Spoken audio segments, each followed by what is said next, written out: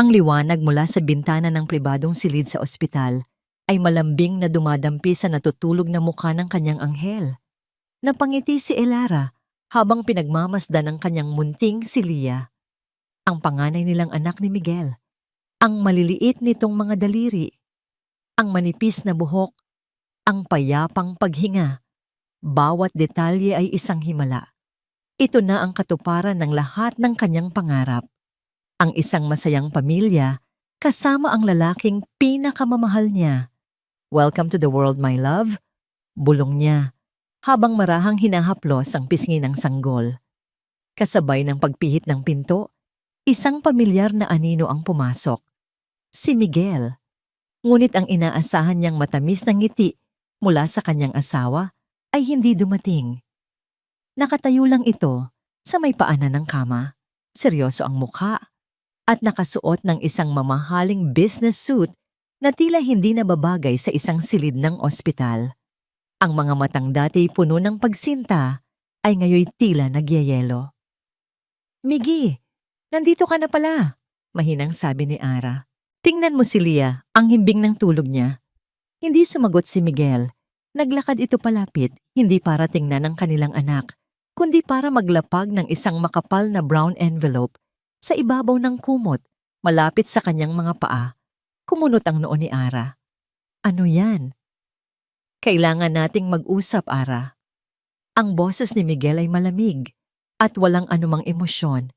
Isang kaba ang biglang gumapang sa dibdib ni Ara.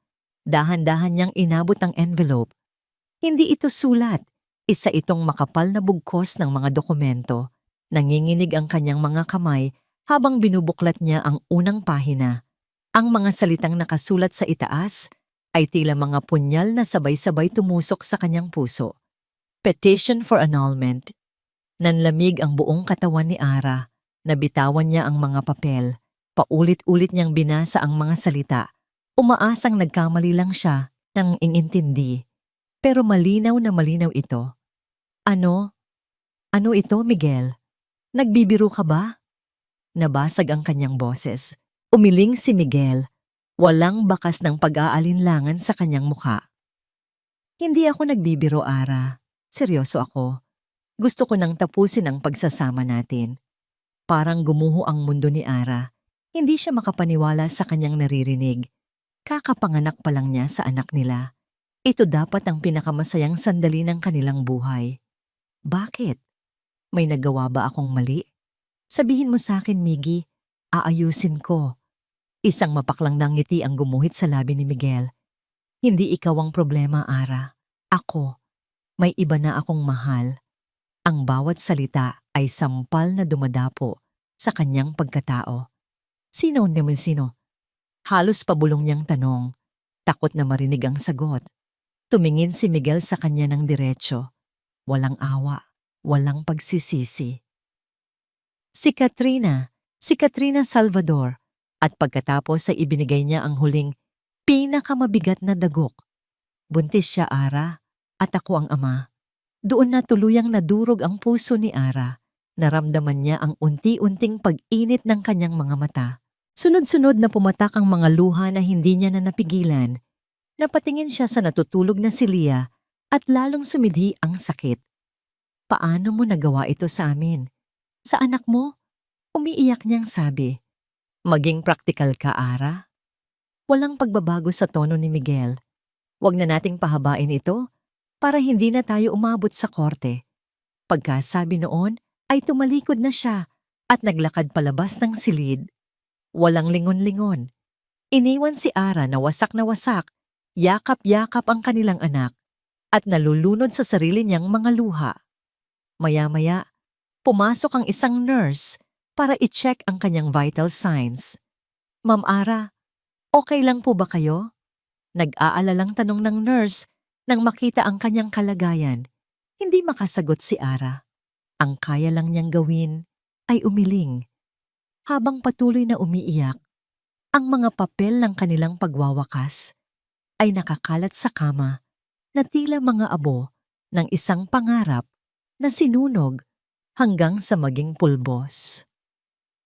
Ilang araw ang lumipas na tila isang mahabang bangungot. Sa wakas ay pinalabas na si Ara mula sa ospital. Habang nasa biyahe pa uwi, tahimik niyang kayakap si Leah. Ang bawat kalye na kanilang dinadaanan ay pamilyar. Ngunit sa pakiramdam niya ay papunta siya sa isang lugar na dayuhan. Ang dating pananabik na umuwi sa kanilang tahanan ay napalitan ng isang malalim na takot. Pagpasok ng sasakyan sa gate ng kanilang mansyon, bumungad sa kanya ang katahimikan. Walang masayang asawa na sasalubong. Bumaba siya ng sasakyan at tinulungan siya ng kanyang driver na dalhin ang mga gamit ni Leah. Ang malaking pinto ay bumukas at sumalubong sa kanya ang kanilang matagal ng kasambahay. Si Manang Celia. May bakas ng awa at lungkot sa mga mata nito. "Welcome home po, Ma'am Ara," mahinang bati nito. Ngumiti lang si Ara ng pilit. Iginala niya ang kanyang paningin sa paligid. Ang dating masiglang sala ay tila kulang sa buhay. Doon niya napansin, nawawala ang malaking wedding portrait nila ni Miguel na nakasabit sa pader. Nawawala rin ang mga paboritong gamit nito. Ngunit ang mas ikinagulat niya ay nang mapansin niyang nawawala rin ang ilan sa kanyang mga personal na gamit. "Manang, nasaan ang mga gamit ko?" Napayuko si Manang Celia. "Pinakuha po lahat ni Sir Miguel kahapon, ma'am. Pinalipat daw po sa guest room ang mga gamit ninyo." Parang may kung anong malamig na bagay ang gumapang sa kanyang likuran. Hindi lang siya basta inabandona. Binubura na ang bawat bakas niya sa tahanan na binuo nilang dalawa. Ang kwarto nila ay hindi na para sa kanya. "Ma'am," nag-aalangang sabi ni Manang Celia, "may iniwan din po siyang sulat para sa inyo mula po sa abogado niya." Inabot nito ang isang puting envelope na may selyo ng isang kilalang law firm. Kinakabahan man ay kinuha ito ni Ara. Pumanhik siya sa hagdanan, dumiretso sa dati nilang kwarto. Tulad ng sinabi ni Manang Celia, wala na roon ang kanyang mga gamit. Amoy na amoy pa rin niya ang pabango ni Miguel sa silid. Napakabilis, napakadali para sa kanya na itapon ang lahat. Isinara niya ang pinto at naupo sa gilid ng kama, habang maingat na inilapag si Leah sa crib na naroon pa. Nanginginig ang kanyang mga kamay habang binubuksan ang sulat. Hindi ito isang liham. Isa itong formal na dokumento. Binasa niya ang bawat linya. Ang bawat salita ay tila lason na dahan-dahang kumakalat sa kanyang sistema. Nakasaad doon ang mga kondisyon ni Miguel para sa isang mapayapang paghihiwalay. Una, isusuko ni Ara ang sole custody ni Leah kay Miguel. Pangalawa, bilang ina, bibigyan siya ng visitation rights isang beses sa isang buwan na may kasamang supervisor. At ang pangatlo, at pinakamasakit sa lahat, kailangan niyang pirmahan ng isang kasulatan na tumatalikod siya sa lahat ng karapatan sa mana na iiwan ng pamilya Santiago para kay Leah, ang Santiago Properties. Ang lahat ng pinaghirapan ng kanyang mga magulang. Kapalit ng lahat ng ito, bibigyan siya ni Miguel ng buwanang sustento. Isang halaga na para sa kanya ay isang insulto. Isang paraan para bilhin ang kanyang pananahimik. Doon na ang lungkot ay napalitan ng nag-aalab na galit. Hindi ito tungkol sa pagmamahal. Hindi ito tungkol kay Katrina. Ito ay tungkol sa pera, sa kayamanan ng kanyang pamilya. Gusto nilang kunin ang kanyang anak para makuha ang mana nito. Napahigpit ang hawak niya sa papel. Halos mayupi ito sa kanyang kamao. Hindi siya papayag. Hindi niya isusuko ang kanyang anak. Sa gitna ng kanyang desperasyon, kinuha niya ang kanyang cellphone. Kailangan niya ng tulong. Kailangan niya ng abogado. Ngunit sino? Lahat ng kakilala niya ay konektado kay Miguel. Binuksan niya ang kanyang contact list, nag-scroll sa daan-daang pangalan na tila walang maitutulong sa kanya. At doon, sa ilalim ng letrang R, nakita niya ang isang pangalan na matagal na niyang hindi naiisip. Leo Ramirez, ang dati niyang kaibigan noong kolehiyo. Isang matalino at mabait na lalaki. Isang scholar na palagi niyang hinahangaan dahil sa prinsipyo nito. Nabalitaan niyang isa na itong magaling na abogado ngayon. Nagdalawang isip siya. Mahigit 10 taon na silang hindi nag-uusap. Baka hindi na siya nito natatandaan. Ngunit wala na siyang ibang malapitan. Wala na siyang ibang pagpipilian. Humugot siya ng malalim na hininga. Pinunasan ang kanyang mga luha at pinindot ang call button. Isang ring, 2, 3, 4. Akala niya ay hindi na nito sasagutin. Hello? Isang malalim at kalmadong boses ang sumagot mula sa kabilang linya. Leo? Nanginginig ang boses ni Ara. Yes, this is Leo Ramirez. Who's this? Si Ara to, Ara Santiago. Isang saglit na katahimikan. Ara, kumusta ka na? It's been a long time. May gulat ngunit may init sa boses nito. Hindi na napigilan ni Ara ang kanyang emosyon. Leo, I need your help, sabi niya. At doon na siya tuluyang humagulgol. Ara, what's wrong? Where are you? Agad na nagbago ang tono ni Leo. Naging puno ng pag-aalala. Sa pagitan ng kanyang mga hikbi, sinubukan niyang ipaliwanag ang lahat. Ang divorce papers sa ospital, ang sulat mula sa abogado ni Miguel, ang banta na kukunin sa kanya si Lia. Nakinig si Leo ng walang putol. Nang matapos si Ara, isang matatag at seryosong boses ang kanyang narinig. Ara, makinig ka sa akin. Huwag kang pipirma ng kahit ano. Naintindihan mo ba? Kahit anong papel. Tumango si Ara, kahit alam niyang hindi siya nito nakikita. Oo. Good, sabi ni Leo. Huwag ka nga alis dyan. Sabihin mo sa akin ang address mo. Papunta na ako dyan. Ang mamahaling pabango ay humahalimuyak sa loob ng penthouse unit na tinatanaw ang kumikinang na mga ilaw ng Makati. Dito, sa tuktok ng mundo, bawat bagay ay perpekto. Bawat sulok ay sumisigaw ng karangyaan at kapangyarihan. Para kay Katrina Salvador, ito ang tamang lugar para sa kanya.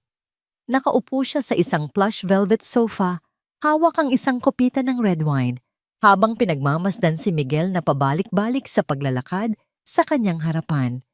Ang dating kumpiyansa nitong CEO ay halatang-halata, ang kaba at pagkabalisa. Paano kung hindi siya pumirma, Kat? Paano kung lumaban si Ara? Tanong ni Miguel habang ginugulo ang sarili niyang buhok. Kilala mo naman yon kapag ginusto niyang magmatigas. Inilapag ni Katrina ang kopita sa marmol na mesa at dahan-dahang tumayo. Nilapitan niya si Miguel, hinawakan ang magkabilang pisngi nito at pinilit na tumingin sa kanya. Ang kanyang mga mata ay kalmado, ngunit sa ilalim nito ay may nag-aapoy na determinasyon. Miggy, my love, listen to me, malambing niyang sabi, na tila isang ina na nagpapakalma sa isang batang natatakot. Wala siyang lakas para lumaban. Nakita mo naman siya sa ospital, 'di ba? She's broken. At sa mga susunod na araw, sisiguraduhin nating mas lalo pa siyang masisira. Hinalikan niya ito sa labi. Isang halik na hindi puno ng pagmamahal, kundi puno ng kontrol. This is for us, para sa pamilya natin, para sa magiging anak natin. Magtiwala ka lang sa akin. Okay? Tumango si Miguel tila nahipnotismo sa kanyang mga salita. Ang takot sa mga mata nito ay bahagyang napalitan ng kasakiman. Iyon ang kahinaan ni Miguel na alam ni Katrina kung paano gamitin. Nang makita niyang kumalma na ito at naupo para manood ng TV, dahan-dahan siyang lumayo at nagtungo sa balkonahe. Sumandal siya sa salaming harang, pinagmasdan ang syudad sa ibaba.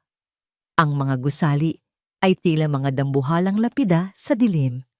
At sa katahimikan ng gabi, bumalik ang mga anino ng kahapon. Isang iglap, wala na siya sa marangyang penthouse. Nasa loob siya ng isang luma at masikip na opisina. 10 taong gulang pa lamang siya noon. Amoy luma ang mga papel at sigarilyo. Mula sa siwang ng pinto ng opisina ng kanyang ama, Narinig niya ang sigawan. Wala na, Ricardo? Nalugi na tayo. Sigaw ng kanyang ama, si Don Ricardo Salvador. Pero hindi ito makatarungan. Nilinlang tayo ng mga Santiago. Sagot ng kausap nito. Narinig niya ang malakas na kalabog sa mesa. Sumilip siya. Nakita niya ang kanyang ama, namumutla, pawisan, at hawak ang dibdib. Sa kanyang harapan ay ang ama ni Elara, si Don Alfonso Santiago, na nakatayong walang emosyon kasama ang mga abogado nito. Business is business, Ricardo. Malamig na sabi ni Don Alfonso. You should have read the fine print. At sa mga salitang iyon, nakita ng batang si Katrina kung paano unti-unting bumagsak ang kanyang ama sa sahig. Isang atake sa puso, isang buhay na kinitil ng kasakiman. Ang huling imaheng nakatatak sa kanyang isipan ay ang pagtalikod ni Don Alfonso Santiago na tila walang anumang nangyari habang ang kanyang mundo ay gumuho. Napapikit ng mariin si Katrina, pilit winawaksi ang alaala. Ngunit ang sakit at galit ay nandoon pa rin. Sariwang-sariwa na parang kahapon lang nangyari. Pumasok siyang muli sa loob at dumiretso sa kanyang silid. Mula sa isang nakatagong kahon sa ilalim ng kama, kinuha niya ang isang kupas ng litrato. Isang masayang pamilya, ang kanyang ama, ang kanyang ina, at siya bilang isang munting batang nakangiti, ang pamilyang winasak ng mga Santiago. Hindi pa ako tapos sa inyo, bulong niya sa kawalan habang hinahaplos ang larawan ng kanyang ama. Ang pagbagsak ng kumpanya niyo ay simula pa lang. Ang pagkuha sa yaman niyo ay hindi sapat. Sisirain ko ang lahat ng mahalaga sa anak mo, Alfonso. Sisirain ko si Elara hanggang sa wala nang matira sa kanya kundi ang mga abo ng kanyang buhay. Biglang tumunog ang kanyang cellphone. Isang hindi rehistradong numero. Sinagot niya ito. Hello? Nasa iyo na ba ang pondo? Tanong ng isang magaspang na boses sa kabilang linya. Malapit na. Sagot ni Katrina habang nakatingin sa direksyon ni Miguel sa sala. Just make sure the next shipment is ready to be distributed. Walang problema. Basta siguraduhin mong malinis ang pagpasok ng pera. Ako ang bahala, sabi ni Katrina bago ibaba ang tawag. Ibinulsa niya ang kanyang cellphone at kinuha ang kanyang tablet. Binuksan niya ang isang social media app. Hinanap niya ang pangalan. Elara Santiago. Nakita niya ang profile nito. Ang huling post ay 1 linggo na ang nakalipas. Isang larawan ng kamay ng isang sanggol na nakahawak sa daliri ng isang matanda. Isang ngingiti, isang ngawangiting puno ng lason at paghihiganti, ang dahan-dahang gumuhit sa mga labi ni Katrina. This is just the beginning, Elara. Bulong niya sa screen na tila naririnig siya nito. Aalisin ko sa iyo ang lahat. Ang family court ay isang lugar na malamig at walang kaluluwa. Ang mga pader na kulay beige at ang matataas na kisame ay tila sinasalamin ng kawalan ng pag-asa na nararamdaman ng maraming taong pumapasok dito. Para kay Ara, ang bawat hakbang niya sa pasilyo ay parang pagtapak sa mga bubog. Mahigpit ang kapit niya sa braso ni Leo na nanatiling kalmado at matatag sa kanyang tabi. Kaya mo to, Ara, bulong ni Leo. Huwag kang magpapadala sa anumang sasabihin nila. Tumingin ka lang sa akin o sa huwes. Huwag sa kanila.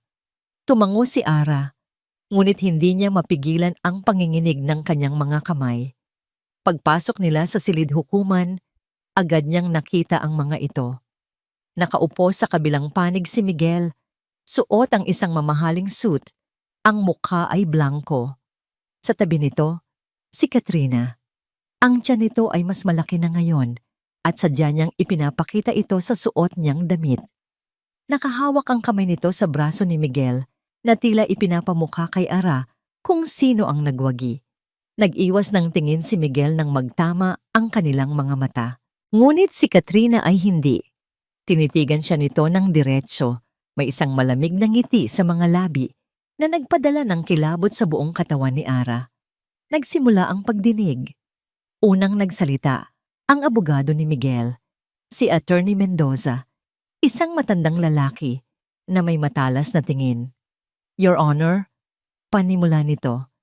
Nandito kami ngayon hindi para manira, kundi para protektahan ang kapakanan ng isang inosenteng sanggol. Ang aming kliyente, si Mr. Miguel de Leon, ay labis na nababahala sa kalusugang pangkaisipan ng kanyang asawa, si Mrs. Elara Santiago, na sa aming paniniwala ay dumaranas ng matinding postpartum depression.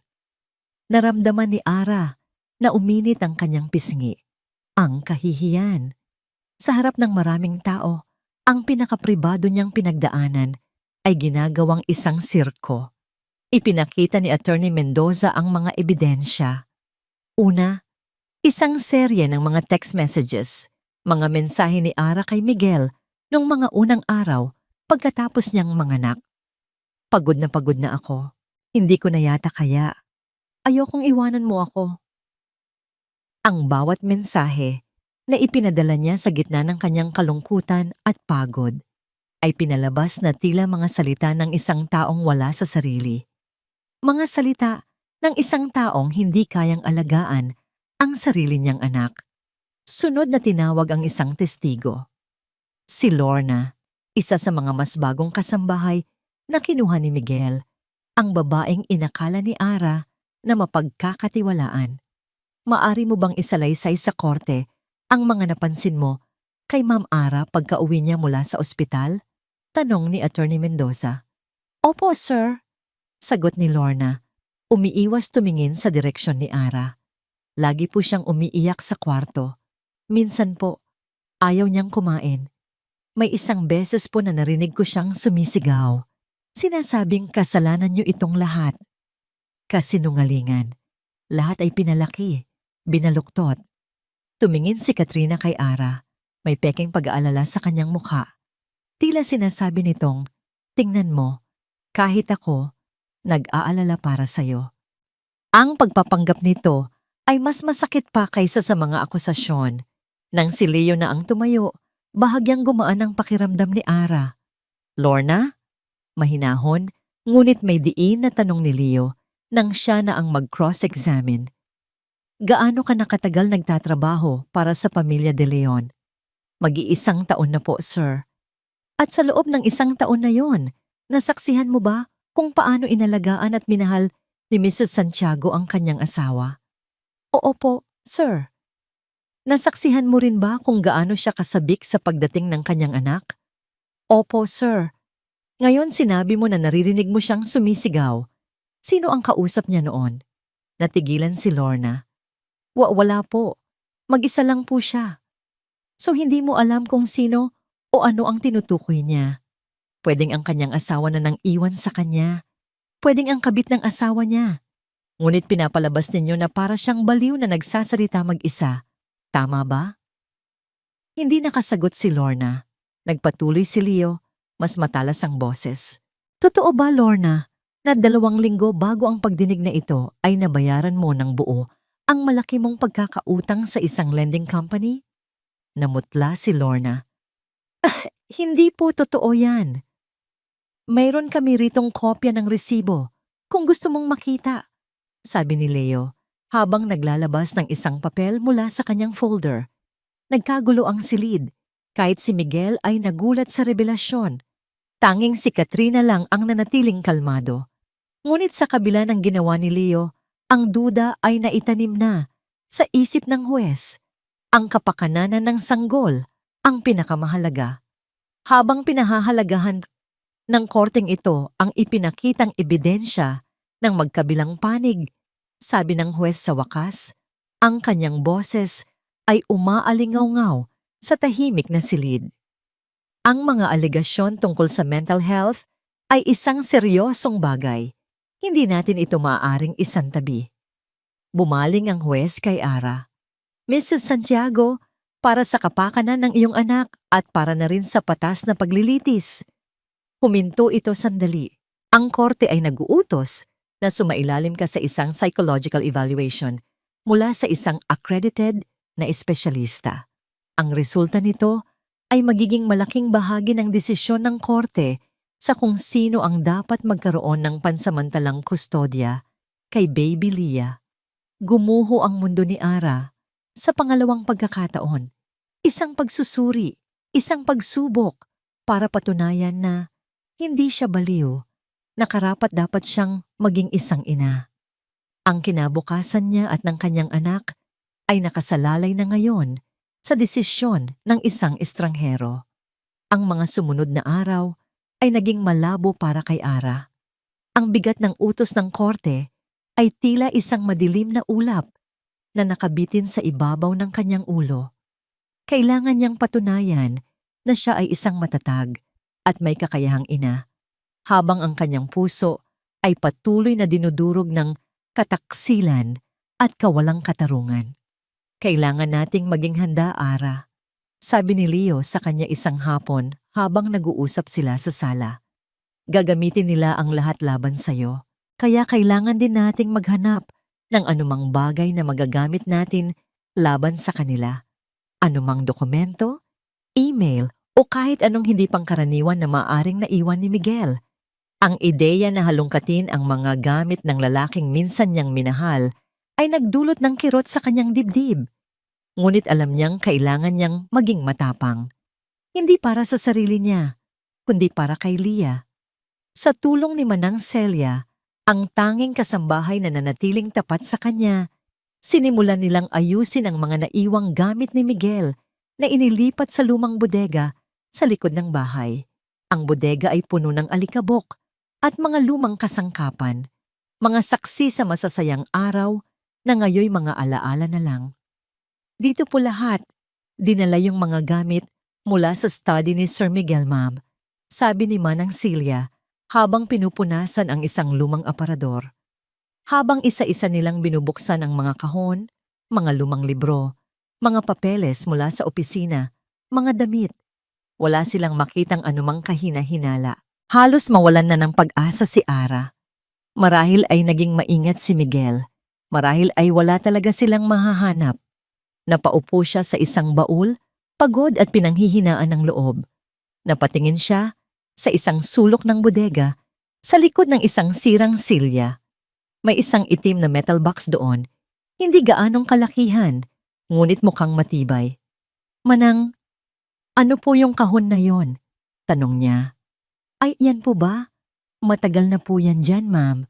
Dala pa po yata yan ni Sir Miguel noong bagong kasal pa lang kayo. Nilapitan ni Ara ang kahon. Nakalak ito. Sinubukan niyang buksan, ngunit ayaw. Tiningnan niya itong maigi. Isang lumang modelo ng safety deposit box. At bigla, isang alaala ang pumasok sa kanyang isipan. Noong kanilang unang anibersaryo, binigyan niya si Miguel ng isang mamahaling relos. Ang kombinasyon ng lock nito ay ang kanilang anniversary date. Ngunit sinabi ni Miguel na mas gusto niyang gamitin ang kanilang lucky numbers para sa lahat ng bagay. Ang mga numerong yon, ang kaarawan niya at ang kaarawan ni Miguel. Mabilis na pinatakbo ni Ara ang kanyang mga daliri sa combination lock. Inilagay niya ang kanyang birthday. Pagkatapos, ang birthday ni Miguel. Isang mahinang click ang kanilang narinig. Nagkatinginan sila ni Manang Celia. Dahan-dahang itinaas ni Ara ang takip ng kahon. Ang laman nito ay hindi mga alahas o pera. Puno ito ng mga dokumento.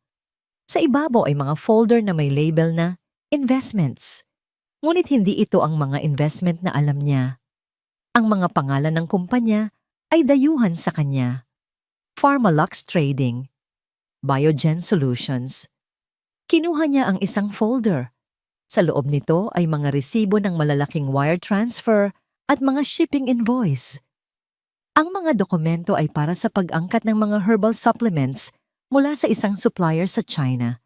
Ngunit ang mga halaga ay napakalaki para sa simpleng supplements lamang. Habang mas malalim ang kanyang paghahalungkat, may nahulog mula sa isang sobre. Ilang maliliit na bote. Mga sample, wala itong mga label, tanging mga code lamang na nakasulat sa maliliit na sticker. Ang likido sa loob ay may kakaibang kulay. Isang kaba ang bumalot sa kanyang pagkatao. Ito na yon. Hindi niya alam kung ano ito, ngunit alam niyang hindi ito tama. Hindi ito legal. Manang, pakikuha po ang cellphone ko. Bilis! Utal niyang sabi. Nanginginig ang kanyang mga kamay habang kinukuhanan niya ng litrato ang bawat dokumento, bawat bote. Ang kanyang puso ay kumakabog ng malakas. Ito ay mas malaki pa sa isang simpleng kaso ng annulment. Ito ay isang bagay na mapanganib. Matapos makuha ang lahat ng kailangan niya, isinara niya ang kahon. Kinuha niya ang kanyang cellphone. Nag-scroll siya hanggang sa makita niya ang pangalan ni Leo. Hindi na siya nag-text. Tinawagan niya ito agad. Leo, sabi niya nang sagutin nito ang tawag. Ang kanyang boses ay halo-halong takot at pag-asa. Ara, anong nangyari? Ayos ka lang ba? Oo, ayos lang ako, sagot niya. Pero Leo, I think I found something. Ang opisina ni Leo Ramirez ay simple lang, hindi tulad ng mga mararangyang law firms sa Makati. Puno ito ng mga libro, at ang tanging dekorasyon sa pader ay ang kanyang diploma at isang litrato ng kanyang mga yumaong magulang. Dito, ang mahalaga ay hindi ang itsura, kundi ang katotohanan. Nakatutok ang kanyang buong atensyon sa computer screen sa kanyang harapan. Ang mga litratong ipinadala ni Ara ay nakadisplay, mga invoice, voice, wire transfer, at ang mga misteryosong bote. Agad niyang ipinadala ang mga code mula sa bote sa isang dating kliyente na nagtatrabaho sa isang pharmaceutical lab para sa analysis. Ngayon, habang naghihintay ng resulta, ang kanyang focus ay nasa mga pangalan ng kumpanya, Pharmalux Trading at Biogen Solutions. Ilang oras na siyang naghahanap online, ngunit halos walang impormasyon tungkol sa mga ito. Tila mga multo. Walang opisyal na website, walang rehistradong opisina. Mga shell company. Tumayo siya at kinuha ang kanyang cellphone. Mayroon siyang isang huling barahan na pwedeng gamitin. Dinial niya ang numero ni Marco, isang private investigator na dati niyang nakatrabaho. Marco, Leo to, sabi niya pagkasagot ng tawag. May ipapagawa sana ako sa'yo. Urgent. Ibinigay niya ang lahat ng detalye. Ang mga pangalan ng kumpanya, ang mga address ng warehouse na nakasulat sa mga invoice, at ang pangalan ni Miguel de Leon. Bigyan mo ako ng ilang oras, Leo. Titingnan ko kung anong mahahanap ko, sagot ni Marco. Habang naghihintay, bumalik ang isip ni Leo sa pag-uusap nila ni Ara. Ang takot sa boses nito ay hindi niya makalimutan. Ngunit sa ilalim ng takot na yon, may narinig siyang bago. Isang kislap ng determinasyon. Ang babaeng minsang niyang hinangaan sa kolehiyo dahil sa kabaitan nito ay unti-unti nang nagiging isang mandirigma. At hindi niya hahayaang mag-isa itong lumaban. Makalipas ang halos 2 oras, tumunog ang cellphone ni Leo. Si Marco. Leo, may nakuha na ako, sabi ng investigador. Tulad ng hinala mo, mga front company lang ang Pharmalux at Biogen. Ang warehouse sa Valenzuela ay inuupahan sa ilalim ng ibang pangalan.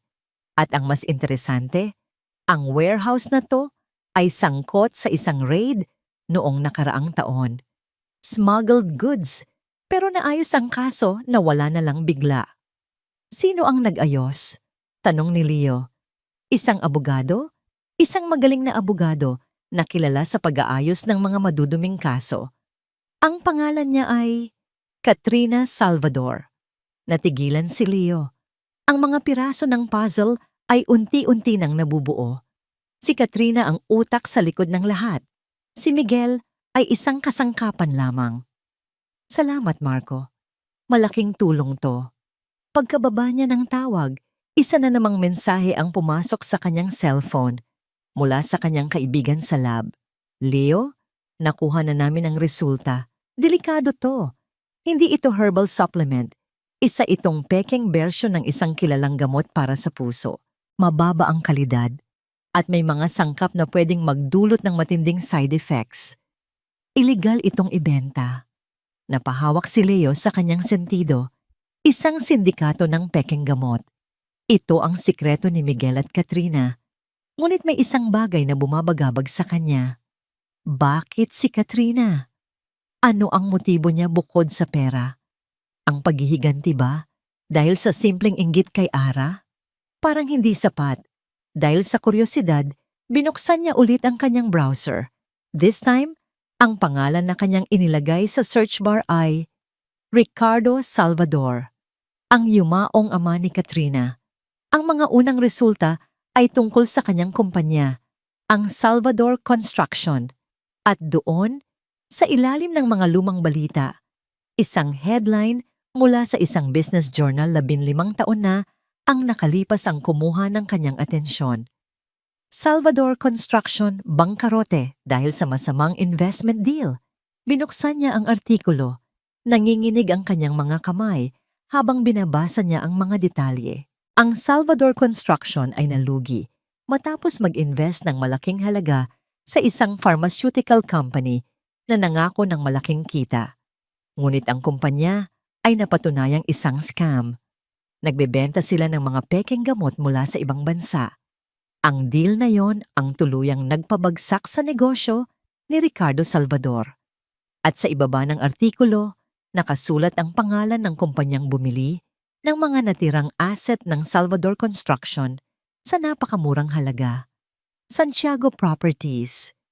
Biglang nanlamig ang buong katawan ni Leo. Dobleng kasinungalingan. Ang galit ni Katrina ay hindi lang simpleng galit. Ito ay isang paghihiganti na binuo sa loob ng 15 taon. At sa kanyang pagkabulag sa paghihiganti, hindi niya namamalayan na ginagawa niya ang eksaktong krimen na sumira sa kanyang sariling pamilya. Mabilis niyang kinuha ang kanyang cellphone at dinial ang numero ni Ara. Kailangan nitong malaman. Kailangan nilang mag-ingat. Leo, may balita na ba? Sagot ni Ara. Bakas ang kaba sa boses. Humugot ng malalim na hininga si Leo. Kailangan niyang maging kalmado para sa kanya. Ara, seryoso niyang sabi. Mas malaki pa sa inaakala natin ang problemang ito. At may kinalaman dito ang pamilya ni Katrina. Ang penthouse unit na dati paraisong kanlungan ni Miguel ay unti-unti nang nagiging isang gintong hawla. Ang bawat sulok ay maganda, ngunit ang pakiramdam ay nakakasakal. Ang mga balita tungkol sa sunod-sunod na raid ng mga awtoridad sa mga bodega ng ilegal na gamot sa iba't ibang bahagi ng Metro Manila ay nagdulot ng malamig na pawis sa kanyang noo. Hindi ba't delikado na to, Kat? Tanong niya isang gabi habang nakatutok ang mga mata sa news report sa malaking flat-screen TV. Pati yung warehouse sa Valenzuela, malapit na raw imbestigahan. Inilapag ni Katrina ang kanyang baso ng tubig sa mesa, kalmado, at tila walang anumang inaalala. Huwag kang mag-alala, Miggy. Maliit na bodega lang yon. Matagal nang na-pull out ang mga mahahalagang stocks doon. Ang mga nahuhuli nila ay yung mga small-time players lang. Pero paano kung may magsalita? Paano kung ituro nila tayo? Giit ni Miguel. Ang kanyang boses ay nanginginig. Lumapit si Katrina at umupo sa tabi niya. Hinaplos nito ang kanyang braso. Ang mga daliri nito ay malamig. Kaya nga kailangan nating maging matalino. Ang lahat ng transaksyon ay nakapangalan sa mga shell companies. Walang direktang koneksyon sa atin. Mayroon sanang bahagyang kapayapaan sa mga salita ni Katrina. Ngunit sa halip, isang bagong takot ang gumapang sa puso ni Miguel. Walang direktang koneksyon sa atin. Pero kanino nga ba? Karamihan sa mga papeles na pinirmahan niya ay inihanda ni Katrina. Siya ang CEO ng Santiago Properties ngayon, kahit pansamantala. Kung may mangyaring masama, kaninong pangalan ang unang lalabas? Nagsimulang magduda si Miguel. Ang pagmamahal at pagtitiwala niya kay Katrina ay unti-unti nang nababakbak at sa ilalim nito ay isang nakakatakot na katotohanan. Baka ginagamit lang siya. Kinabukasan, habang nasa banyo si Katrina, nagkaroon ng pagkakataon si Miguel. Alam niyang mali, ngunit itinulak siya ng kanyang takot. Dahan-dahan niyang kinuha ang laptop ni Katrina mula sa study table nito. Alam niya ang password, ang kaarawan ng ama nito. Binuksan niya ang mga file. Sa una ay wala siyang nakitang kakaiba. Mga report, mga spreadsheet. Ngunit sa isang folder na may label na contingency, natagpuan niya ang isang dokumento na nagpatigil sa kanyang paghinga. Isa itong draft ng isang legal na salaysay. Isang salaysay na isinulat para sa kanya. Nakasaad doon ang isang kwento. Isang kwento kung saan siya ang nag-iisang utak ng operasyon na ginamit niya ang kanyang posisyon sa Santiago Properties para pondohan ang ilegal na negosyo nang walang kaalam-alam si Katrina. Na si Katrina ay isa lamang biktima, isang nagmamahal na babae na nabulag sa kanyang mga kasinungalingan, isang bitag. Lahat ng ito ay isang bitag. Kung sakaling mahuli sila, si Katrina ay lalabas na malinis at siya ang maiiwang mag-isa para harapin ang lahat ng kasalanan. Isinara niya ang laptop, ang kanyang puso ay malakas na kumakabog sa kanyang dibdib. Narinig niya ang pagbukas ng pinto ng banyo. Dali-dali niyang ibinalik ang laptop sa mesa na tila walang nangyari. Lumabas si Katrina na nakangiti. Ready ka na ba? May meeting tayo with the new investors mamaya. Tumango lang si Miguel. Pilit nang ngumingiti. Ngunit sa likod ng ngiting iyon, ang kanyang isip ay tumatakbo. Kailangan niya ng proteksyon. Kailangan niya ng insurance. Nang gabing iyon, habang mahimbing na natutulog si Katrina, bumalik siya sa study. Dala ang isang maliit na USB. Maingat niyang kinopya ang lahat ng laman ng folder na contingency. Kinopya niya ang lahat. Mga email, mga bank statement, mga recording ng tawag na palihim nitong iniimbak.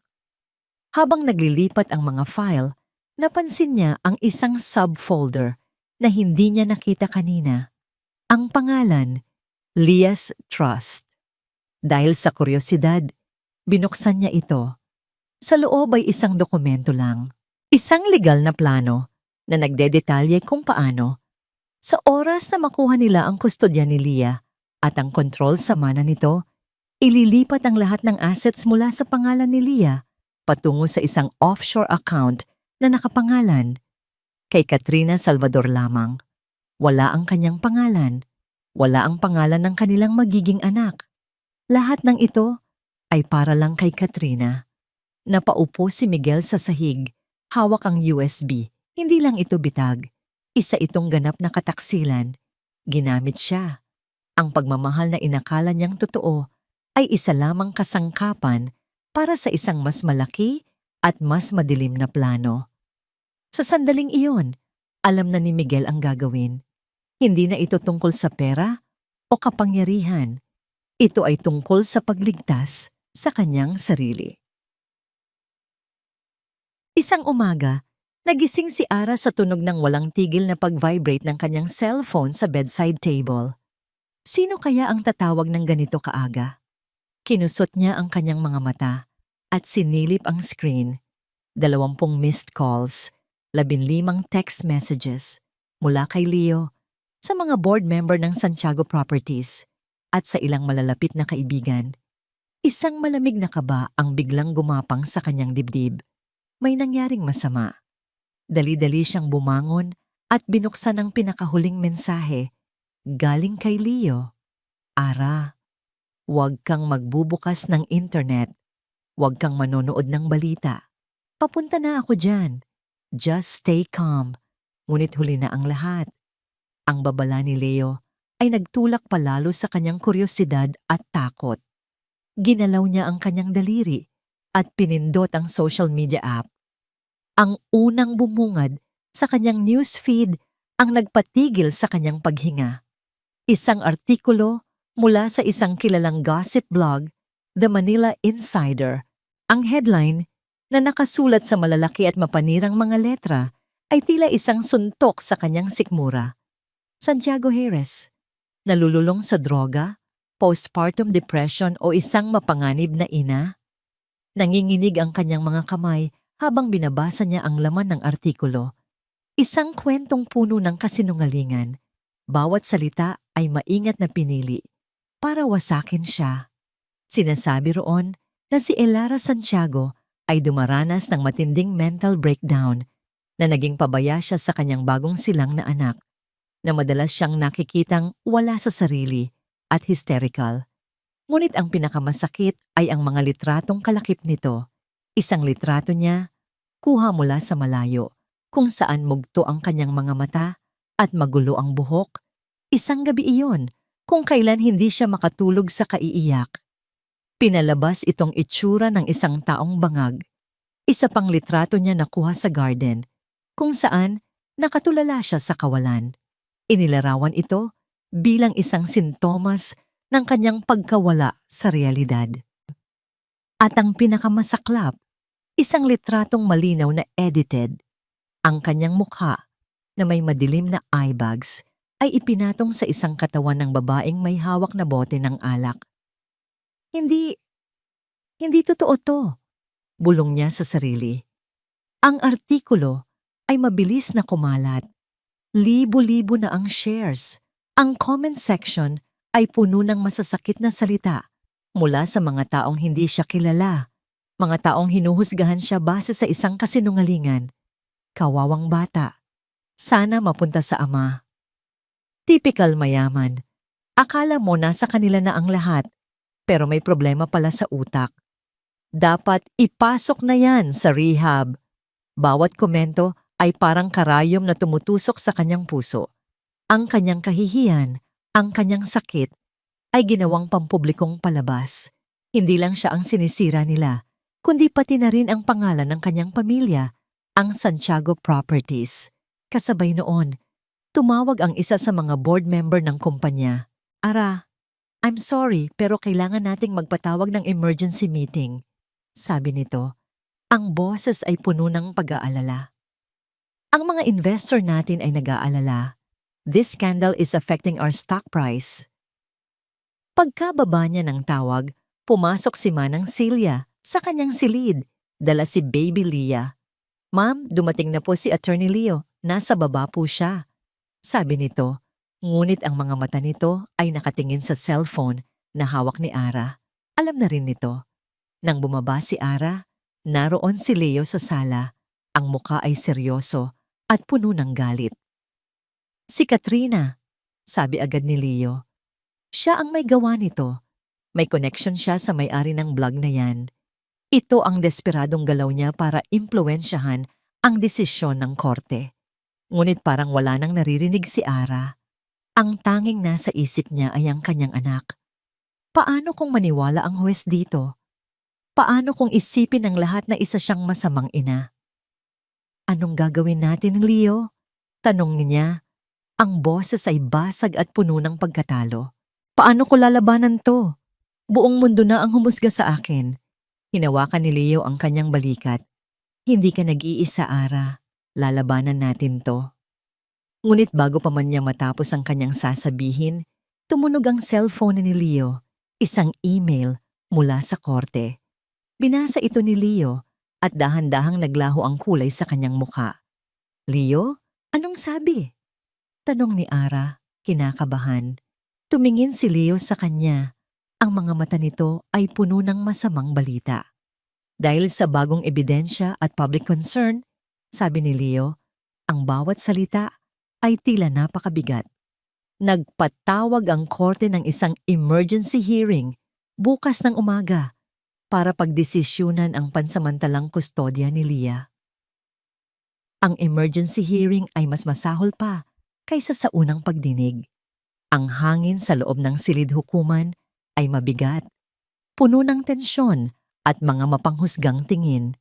Sa labas, nag-aabang ang ilang miyembro ng media na tila mga buwitreng naghihintay ng mabibiktima. Ang artikulo sa blog ay nagawa na ang kanyang trabaho. Nilikha nito ang isang salaysay na si Ara ay isang pabaya at hindi matatag na ina. Sa loob, iprinisinta ni Attorney Mendoza ang artikulo bilang Exhibit A. Your Honor, hindi po namin layunin na ilabas ito sa publiko. Pagsisinungaling ng abogado ni Miguel, ang kanyang boses ay puno ng pekeng pag-aalala. Ngunit ang katotohanan ay may sariling paraan para lumabas. Ang pinakamahalaga ngayon ay ang kaligtasan ng bata. Ang publiko ay nag-aalala at kami rin po. Tumayo si Leo. Ang kanyang mukha ay isang maskara ng propesyonal na galit. Objection, Your Honor. Ito ay isang malinaw na character assassination.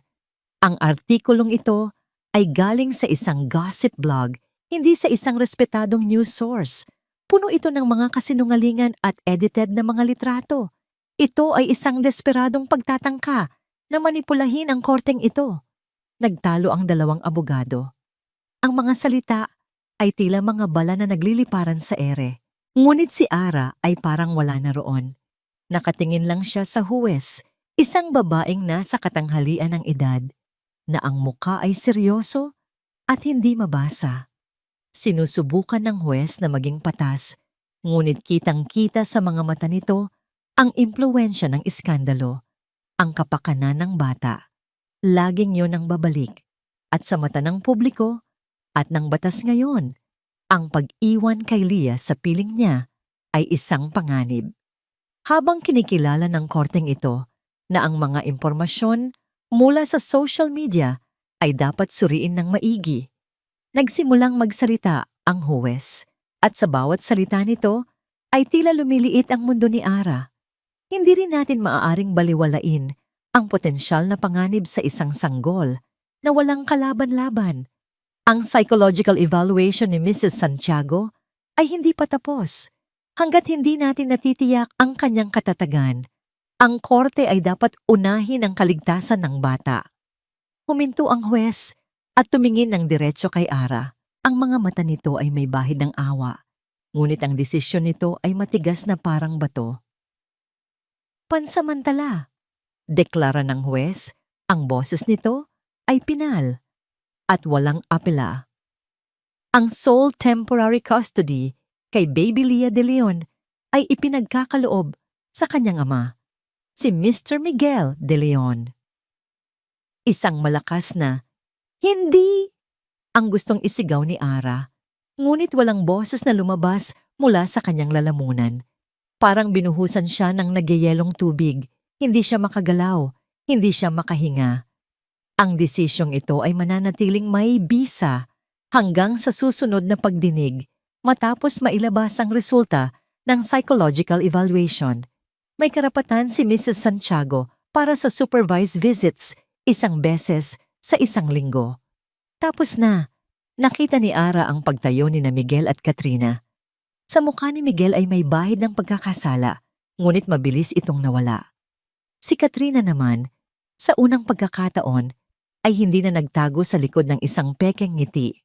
Tumingin ito sa kanya, at sa mga mata nito ay ang purong lasa ng tagumpay. Isang malamig at malupit na tagumpay. Isang social worker ang lumapit sa kanya. Sa labas ng courtroom, sa isang maliit na silid, naroon si Manang Celia. Hawak-hawak si Leah. "Ma'am Ara, pasensya na po." Sabi ng social worker, ang boses ay malumanay.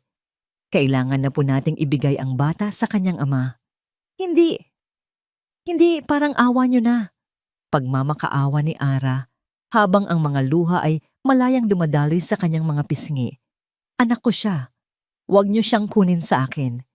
Kinuha niya si Leah mula kay Manang Celia at niyakap ito ng mahigpit. Hinalikan niya ang malambot na buhok nito.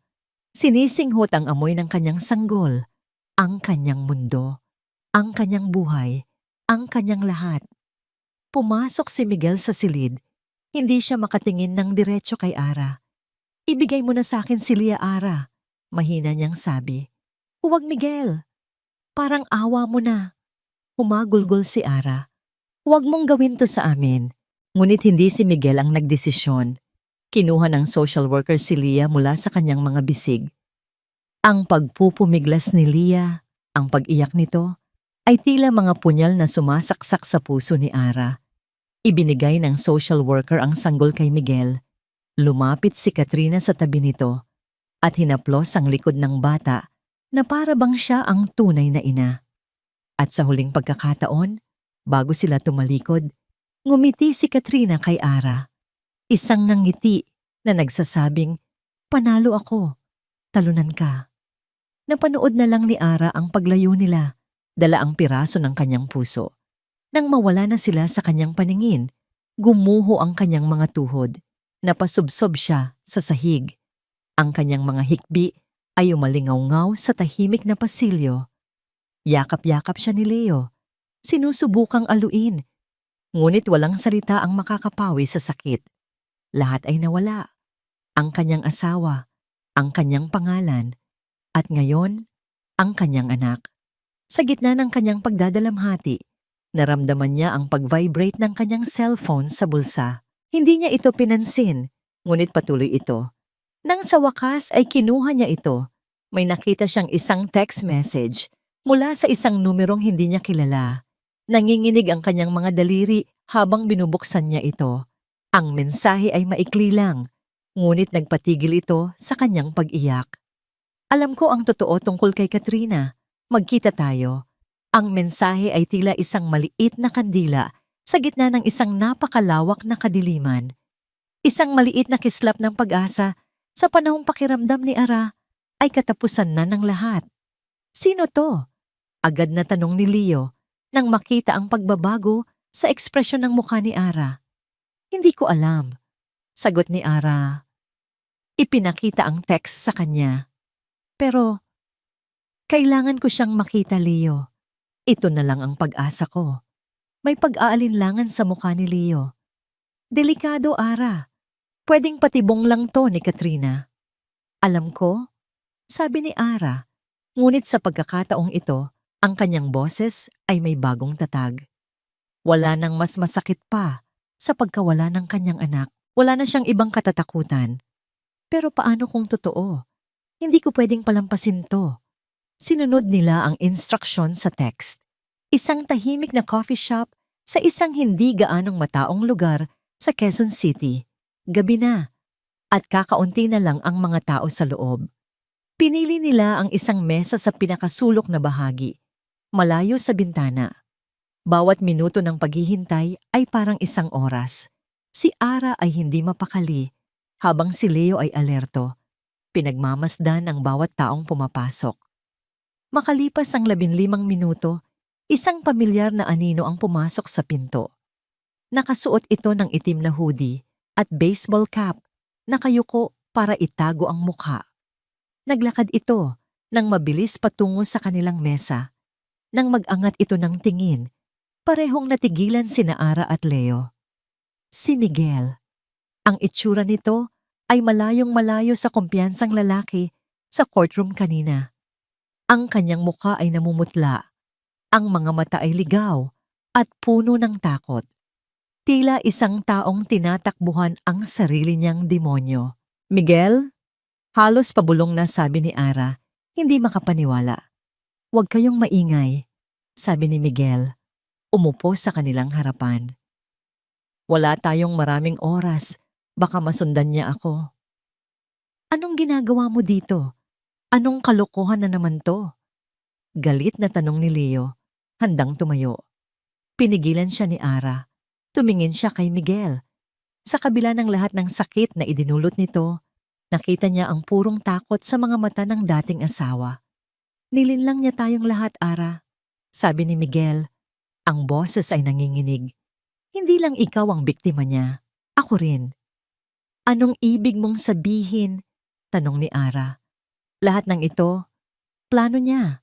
Ang pagkuha kay Leah, ang pagkontrol sa Santiago Properties, ang lahat ng ito ay simula pa lang. May mas malaki siyang plano." Kinuha ni Miguel ang isang bagay mula sa kanyang bulsa, isang maliit na itim na USB.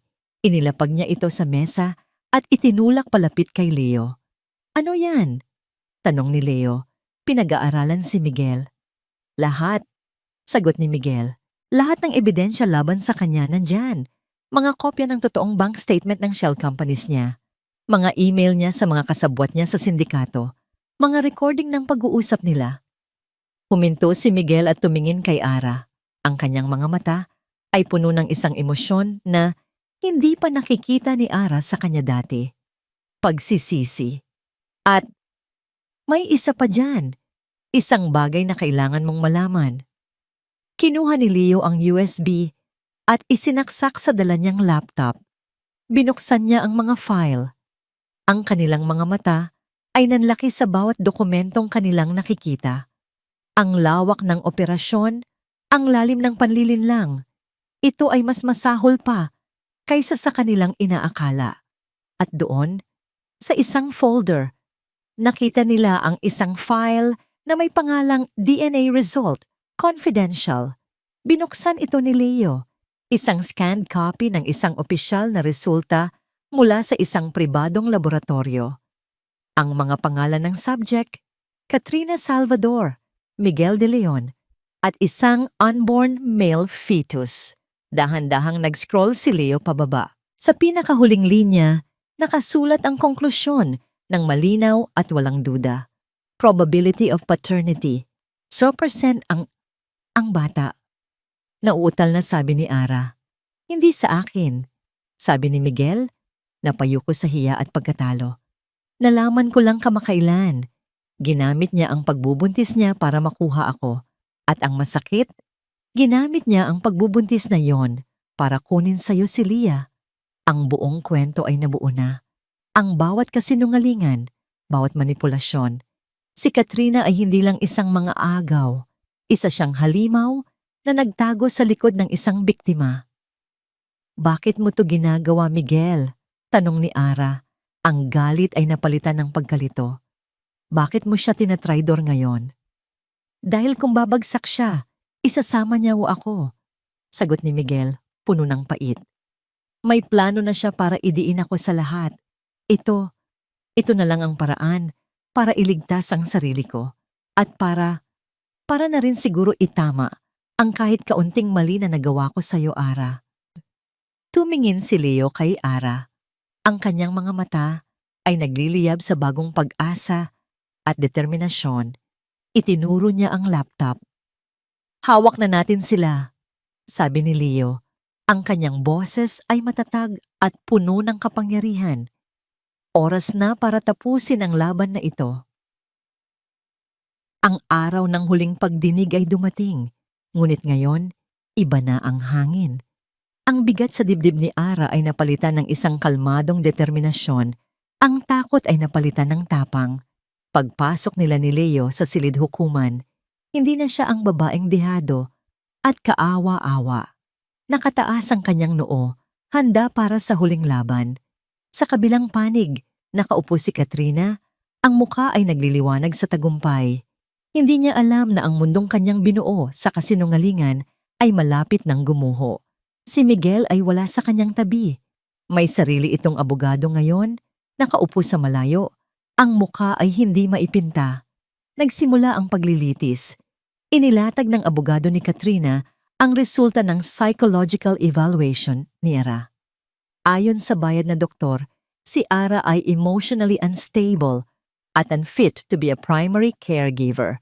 Ngunit nang tumayo si Leo, ibang-iba na ang kanyang tindig. Hindi na siya nagdepensa. Oras na para umatake. Your Honor, panimula ni Leo. Ang kanyang boses ay malakas at malinaw. Umaalingaw-ngaw sa buong silid. Mayroon po kaming mga bagong ebidensya na hindi lamang magpapatunay na si Mrs. Elara Santiago ay isang may kakayahang ina, kundi magbubunyag din sa isang malawakang konspirasyon na naglalayong sirain siya at nakawin ang yaman ng kanyang pamilya. Ipinresinta ni Leo ang USB. Ang lahat po ng aming ebidensya ay nakapaloob sa USB na ito, Your Honor. Isa-isang ipinakita ni Leo ang mga dokumento sa malaking screen sa loob ng courtroom. Ang mga bank statement ng Pharmalux Trading, ang mga email ni Katrina sa kanyang mga kasabwat, ang pekeng salaysay na inihanda niya para idiin si Miguel. Bawat ebidensya ay isang sampal sa mukha ni Katrina. Ang kanyang kalmadong ekspresyon ay unti-unting napalitan ng pagkabigla at pagkatapos ay nanggalit. This is fabricated. Hindi totoo yan. Sigaw ni Katrina. Ngunit pinatigil siya ng kanyang abogado at ng huwes. Sunod na ipinarinig ni Leo ang isang audio recording. Ang boses ni Katrina malinaw na malinaw habang kausap ang isa sa kanyang mga tauhan. Siguraduhin niyong walang makakatakas. Pagkatapos ng huling delivery, sunugin niyo ang lahat ng ebidensya at si Miguel, ako na ang bahala sa kanya. Natigilan ang lahat. Maging ang huwes ay hindi makapaniwala sa kanyang naririnig. At para sa huling dagok, ipinakita ni Leo ang pinakamabigat na ebidensya. Your Honor, ang buong kasong ito ay nakasalalay sa isang malaking kasinungalingan. Ang pundasyon ng relasyon ni na Mr. De Leon at Miss Salvador ay isang panlilinlang. Ang resulta ng DNA test ay lumabas sa screen. Ang malaking 0% probability of paternity ay tila isang hatol na isinampal sa mukha ng lahat. Ang batang dinadala ni Miss Salvador ay hindi anak ni Mr. De Leon, deklara ni Leo. Sa sandaling iyon, tila bumigay na ang lahat ng kontrol ni Katrina. Ang babaeng palaging kalmado, ang babaeng bihasa sa pagmamanipula, ay sumabog. Tumayo siya, nanginginig sa galit, at itinuro si Ara. Kasalanan niyo to! Sigaw niya, ang kanyang boses ay basag at puno ng lason. Kasalanan ng ama mo. Ninakaw niya ang lahat sa amin. Sinira niya ang pamilya ko. Ang ginagawa ko ngayon ay kulang pa. Dapat lang sa inyo yan. Dapat lang makuha sa iyo ang lahat, Elara, tulad ng ginawa ng ama mo sa akin. Ang kanyang pag-amin na idinulot ng kanyang matinding galit ang naging huling pako sa kanyang ataol. Sa harap ng huwes at ng buong korte, inamin niya ang kanyang motibo. Inamin niya ang kanyang krimen. Katahimikan. Isang nakabibinging katahimikan ang bumalot sa silid. Pagkatapos ay pumukpok ang huwes ng kanyang martilyo. Ang tunog ay tila isang putok ng baril na nagtapos sa lahat. Order in the court. Ang desisyon ay mabilis at pinal. Ibinasura ng huwes ang petisyon para sa annulment na isinampa ni Miguel. Ang lahat ng akusasyon laban kay Ara ay pinawalang bisa. Ang full and sole custody kay Baby Leah ay ibinalik sa kanya. At higit sa lahat, nag-issue ang huwes ng arrest warrant para kay Katrina Salvador at sa lahat ng sangkot sa sindikato, base sa mga ebidensyang iprinisinta. Habang inilalabas ng mga pulis si Katrina, na patuloy na sumisigaw at nagwawala.